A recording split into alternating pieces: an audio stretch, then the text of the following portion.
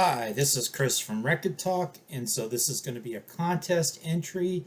And so this is going to be show interesting things you found in your records. And this is coming from So I Married a Record Collector, which is a channel. So JT and Hideelee are a couple, and they have started up this channel.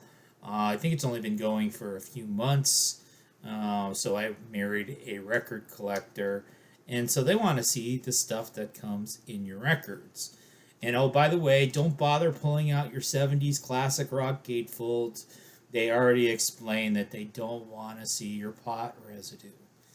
But I'm still going to pull out my The Who live at Leeds, but not for pot residue reasons. So we've got, look, there's all of these. There's all sorts of paperwork, like expenses coming in, a cancellation. Oh wait, if you've ever watched Pawn Stars, you've gone through this before with the Who live at Leeds. So they had an episode of Pawn Stars. Somebody brought this album in. It was one of the young guys, Corey or Chumley, and oh look, we got this rare version of this Who record. It's got like a record contract and stuff in it, and they paid way too much money for it.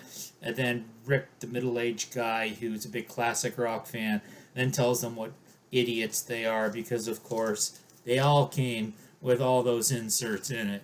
It's nothing special. And of course, it was completely ridiculously scripted. They didn't have their expert come in and tell them that. So that's not actually my entry. We have the wrong album. So this is the Dylan self-titled album with the cover songs, which is not considered to be one of Dylan's best records. And so this was one of the records I inherited from my dad. You'll notice I just pulled out the record and it says Jackson Browne on it. And so at first you might be thinking, oh, go look in the Jackson Browne record. The Dylan record is probably in the Jackson Browne record. Okay, well, my dad had a Jackson Browne record, The Pretender. That one I showed you was For Every Man. And then if you look in his Jackson Browne jacket, there is the correct Jackson Browne record. So where is that Dylan record? I don't know. I don't have it. But what's probably more interesting is stuff you might find in a Greek record. So this is one of the series of Greek folk records that I dug out of an antique mall a year or two ago for a couple of bucks each. This one is Songs of the Ionian Islands. But the interesting thing about this is that when I got it, if you reach inside the cover, there's postcards.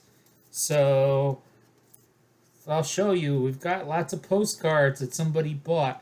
My speculation is that somebody had bought these records on their Greek vacation. They bought a bunch of postcards as well. They stuck the postcards in one of the records.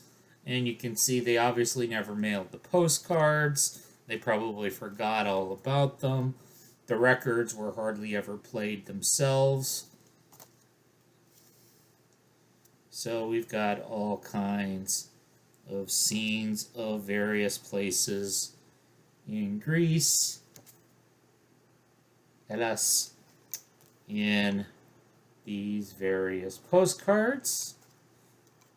So that's definitely better than finding pot residue or the same inserts that comes in everybody else's record or the wrong record. Cool Greek postcards. So there you go. Entry for Hideelee and JT. So You Married a Record Collector.